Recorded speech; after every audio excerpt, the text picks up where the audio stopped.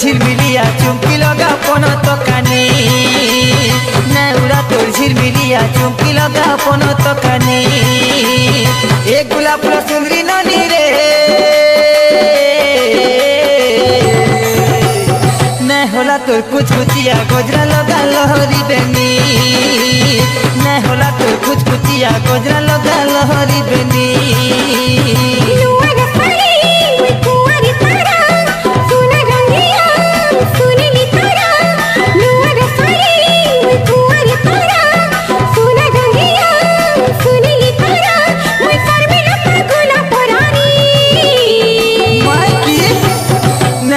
तोर झिलमिलिया चुमकी लगा पोनो तो कानी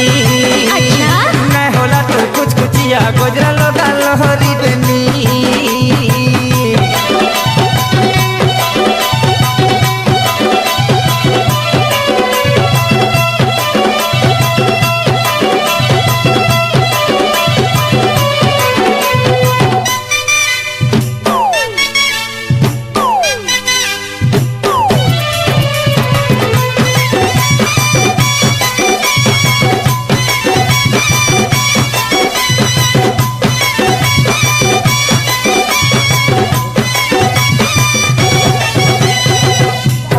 जानी तो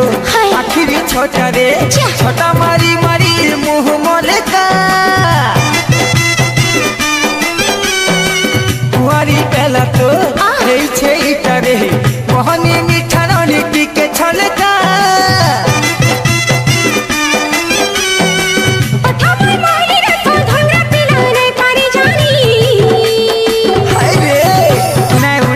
झिलमिलिया चुमकी लगा पोनो तो कानी न होला तो कुछ कुचिया गोजरा लगा लहरी बेनी न उड़ा तो झिलमिलिया चुमकी लगा पोनो तो कानी न होला तो कुछ कुचिया गोजरा